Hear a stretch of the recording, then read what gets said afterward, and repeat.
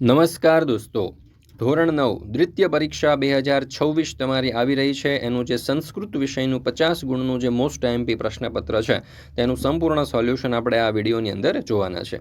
મિત્રો, આપણી આ ચેનલ ઉપર ધોરણ 9ની જે દ્વિતીય પરીક્ષા 2026 છે તેના દરેક વિષયના બ્લુ પ્રિન્ટ પ્રમાણેના મોસ્ટ આઈએમપી પ્રશ્નપત્ર મુકાઈ ચૂક્યા છે. તો જરૂરથી આ વિડીયો જોઈ લેજો. સાથે સાથે એની પીડીએફ પણ તમે મેળવી શકો છો. આપણી એપ્લિકેશન ઉપર પણ મુકાઈ ચૂકી છે અને વોટ્સઅપ પર પણ તમે પીડીએફ મેળવી શકો છો. બરાબર, તો જરૂરથી આપણી એપ્લિકેશન ડાઉનલોડ કરી અને આ પીડીએફ મેળવી અને તેનો અભ્યાસ કરી લેજો. ચાલો તો જોઈએ વિભાગ એ. નીચે આપેલા ગદ્યખંડનો માતૃભાષામાં અનુવાદ કરો. તો જોઈએ પહેલો વિકલ્પ એટલે કે પહેલો ગદ્યખંડ. એમ જ કોઈ કાવ્યમાં રસ લે છે તો કોઈ નાટકમાં, કોઈ કળા કારીગરીમાં અને કોઈ ગણિતમાં રસ લે છે. એવી જ રીતે કોઈને શૃંગાર રસ પ્રિય હોય છે, કોઈને વીર રસ, કોઈને કરુણ રસ અને કોઈને હાસ્ય રસ. ભાગ્યે જ કોઈને બીભત્સ રસ પણ ગમે છે. એમ રુચિઓનું વૈવિધ્ય નક્કી હોય છે. તેના અથવામાં આપણને આપેલો છે કે આપેલ ગદ્યખંડનો અનુવાદ દોષ દૂર કરી અનુવાદ ફરીથી લખો. તો અહીંયા જો અનુવાદ આપણને આપેલો છે. એક પરિવારમાં જન્મેલા જુદા આચાર વિચારવાળા લોકોની પણ એક સરખી રુચિ હોય છે. વળી એક જ પરિવારમાં જન્મેલા માણસોની વાત જ ન્યારી હોય છે. તો જુદા એટલે કે એક સરખા, એક સરખી એટલે જુદી જુદી, એક જ એટલે કે જુદા જુદા અને ન્યારી હોય છે એટલે શું કરવી.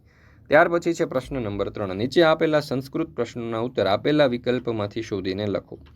પરસ્ય દુર્ગુણાનુવાદ કસ્મે રોચતે. તો જવાબ આવશે વિકલ્પ એ ઈર્ષ્યાગ્રસ્તાય. કસ્મે ચિત્ત વિરલાય જનાય કહ રસ રોચતે. તો જવાબ આવશે વિકલ્પ સી બિભિત્સ રસ. સર્વે કી રક્ષિતવ્યમ. તો જવાબ આવશે વિકલ્પ બી કુલાચાર. ત્યાર પછી છે પ્રશ્ન નંબર 4. નીચે આપેલા પ્રશ્નોના માતૃભાષામાં અનુવાદ લખો. આ સંસાર ભિન્ન રુચિવાળો છે. કેવી રીતે? તો સંસારમાં જે વસ્તુ એક વ્યક્તિને ગમે છે તે બીજી વ્યક્તિને ગમતી નથી. એ ઉપરથી કહી શકાય કે આ સંસાર ભિન્ન ભિન્ન રુચિવાળો હોય છે. એક પરિવારમાં જન્મેલા એક સરખા આચાર વિચારવાળા લોકોની પણ જુદી જુદી રુચિ હોય છે. બીજો સવાલ. ચાતક શિશુએ તડાગ જળ શા માટે ન પીધું? માતાનું કહેવું સાંભળ્યા વિના તરસથી પીડાયેલું ચાતક શિશુ તળાવનું પાણી પીવા માટે તળાવે જવા નીકળે છે. રસ્તામાં તે થાકેલું એક ખેડૂતના ઘરની પાસે રોકાય છે. ત્યારે બાપ દીકરાની વાત સાંભળીને વિચારે છે કે આ લોકોને કુળની પરંપરા જાળવવાની કેવી શ્રદ્ધા છે. હું તો કુળની પરંપરા જાળવતું નથી. અમે વાદળનું પાણી જ પીએ છીએ, એ અમારી કુળની રીતિ છે. હું તે ત્યજવા તૈયાર થયો છું. આ યોગ્ય છે. સારા આશયવાળા લોકો પોતાના કુળની પરંપરા જાળવે છે. ત્યાર પછી છે પ્રશ્ન નંબર 5. ગદ્યખંડ વાંચી અને સંસ્કૃતમાં ઉત્તર લખો, જેના કુલ 3 ગુણ છે. પહેલો સવાલ. સંસારઃ કીદર્શઃ. તો વિચિત્ર રુચિરેયમ સંસારઃ. બીજું. એકસ્મિન પરિવારેષુ જાતાનામ કા ભિન્ના ભવતિ. તો એકસ્મિન પરિવારેષુ જાતાનામ રુચિઃ ભિન્ના ભવતિ. વિભિન્નેષુ પરિવારેષુ જાતાનામ કા ન કરણ્યા. વિભિન્નેષુ પરિવારેષુ જાતાનામ વાર્તા ન કરણ્યા. ત્યાર પછી છે આગળ આપેલા શ્લોકના અનુવાદ દોષને દૂર કરી અનુવાદ ફરીથી લખો. રઘુ નામનો રાજા ગયો અને એશ્વવાળો પુણ્ય કરવાના સ્વભાવવાળો મહાન યોદ્ધા એવો સમર્થ અને ખૂબ યશસ્વી હતો. રઘુ એટલે કે દશરથ, ગાયો એટલે હાથીઓ, યોદ્ધાઓ એવો એટલે કીર્તિવાળો અને સમર્થ એટલે કે સરળ. ત્યાર પછી છે બીજું. શબ્દ પેટીમાંથી યોગ્ય પદ પસંદ કરી નીચે આપેલા શ્લોકનો અન્વય પૂર્ણ કરી અને ફરીથી લખો. અન્વય. વને મૃગરૂપેણ માયા રામ વંચિત્વા તામ અનિંદતામ દેવી સીતા માર્ગમાણમ રામ. ત્યાર પછી આગળ નીચે આપેલા સંસ્કૃત પ્રશ્નોના ઉત્તર આપેલા વિકલ્પમાંથી શોધી અને સંસ્કૃતમાં લખો. ન હૌક પક્ષો ખાલી જગ્યા પ્રયાતિ. તો અહીંયા જવાબ આવશે વિકલ્પ સી વિહગઃ. કેશામ નરાણામ કૃતે કિમપી અસાધ્યમ નાસ્તિ. તો જવાબ આવશે વિકલ્પ બી સોત્સાહાનામ. દિવસાહ કદા રમણીયાની ભવંતી. તો જવાબ આવશે વિકલ્પ એ વાયસઃ. દુર્જનસ્ય વિષમ કુત્ર અસ્તિ. તો જવાબ આવશે વિકલ્પ સી સર્વાંગે. ત્યાર પછી છે પ્રશ્ન નંબર 4. નીચે આપેલા પ્રશ્નોના ઉત્તર માતૃભાષામાં લખો. કવિ લાકડા અને ધરતીના ઉદાહરણથી શો બોધ આપે છે? કવિ લાકડાનું ઉદાહરણ આપીને સમજાવે છે કે લાકડાને વારંવાર ઘસવામાં આવતા તેમાંથી અગ્નિ જન્મે છે અને ભૂમિને પણ ખોદવામાં આવતા તે જળ આપે છે. આમ ઉત્સાહી મનુષ્યોને માટે કંઈ પણ અસંભવ હોતું નથી. તેઓ સતત પ્રયત્નો કરીને યોગ્ય દિશામાં શરૂઆત કરી અને પોતાના સર્વ કાર્યોને સફળ કરે છે.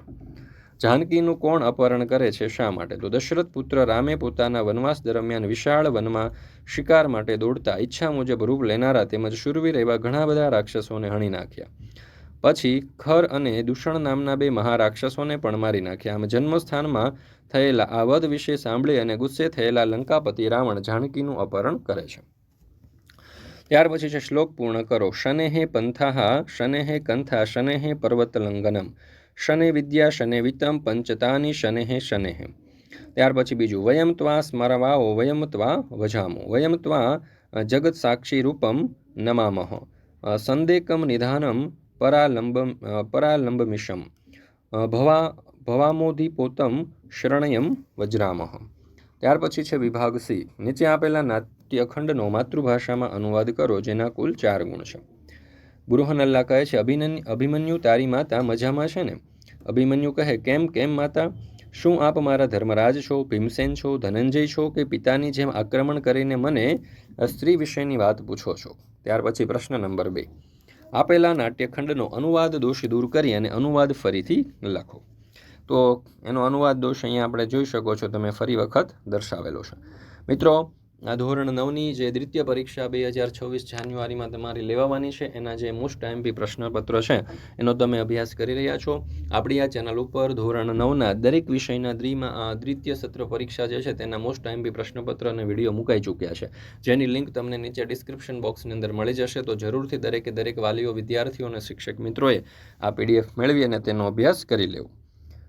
અથવા તો વોટ્સઅપ પર જો તમારે પીડીએફ જોઈતી હોય તો પણ મળી જશે. લિંક તમને નીચે ડિસ્ક્રિપ્શન બોક્સમાં મળી જશે. નીચે આપેલા પ્રશ્નોના ઉત્તર માતૃભાષામાં લખો. પહેલું, સંન્યાસી કોને કોને રોકવાની ના પાડે છે? તો સંન્યાસી દ્વારપાળને આટલા લોકોને રાજપ્રસાદમાં પ્રવેશ કરતા રોકવાની ના પાડે છે. સંન્યાસીઓને, પંડિતોને, બ્રહ્મચારીઓને, છાત્રોને, સ્ત્રીઓને તથા કન્યાઓને. બીજું, પોતાની માતાની બાબતમાં પૂછવામાં આવતા અભિમન્યુની પ્રતિક્રિયા શી હોય છે? તો બૃહનલ્લામાં ધારી અર્જુન અભિમન્યુને તેની માતાની બાબતમાં પ્રશ્ન પૂછે છે કે તારી માતા મજામાં છે ને? તે વખતે અભિમન્યુને વિસ્મય થાય છે અને કહે છે કે કેમ તમે મારી માતા વિશે પૂછો છો? શું તમે ધર્મરાજ છો, ભીમસેન છો કે ધનંજય છો? તમે પિતાની જેમ આક્રમણ કરી અને મને સ્ત્રી વિશેની વાત કેમ પૂછો છો? ત્યાર પછી પ્રશ્ન નંબર 5. કૌંસમાં આપેલા પદોનો ઉપયોગ કરી અને વાક્ય બનાવો. પહેલું, ધારા દેશમાં ગુણોની પૂજા થાય છે. તો ધારા દેશે ગુણાનામ પૂજા ભવતી. માળી ફૂલોની માળા બનાવે છે. તો માલાકારઃ પુષ્પમાલામ રચતી. મિત્રો, ધોરણ 9ની દ્વિતીય પરીક્ષા માટેના જે મોડલ પેપર છે, બરાબર છે, તે મોસ્ટ આઈએમપી મોડલ પેપર આપણે તૈયાર કરેલા છે. ધોરણ 9ની દ્વિતીય પરીક્ષા 2026 માટે દરેક વિષયના ઉપલબ્ધ છે. ગુજરાતી, ગણિત, વિજ્ઞાન, અંગ્રેજી, સામાજિક વિજ્ઞાન, હિન્દી અને સંસ્કૃતિ. એક પ્રશ્નપત્રની કિંમત માત્ર 30 રૂપિયા છે. વોટ્સઅપ પર પણ મેળવી શકો છો અથવા તો આપણે એપ્લિકેશનમાં પણ મુકાઈ ચૂક્યા છે. ત્યાર પછી છે વિભાગ ડી. નીચે આપેલા પ્રશ્નોના સૂચના અનુસાર ઉત્તર લખો. પ્રભુતિ તો આરંભ. ત્યાર પછી છે નીચે આપેલા સંસ્કૃત શબ્દોના વિરુદ્ધાર્થી શબ્દ લખો. પ્રવૃત્તા તો નિવૃત્તા.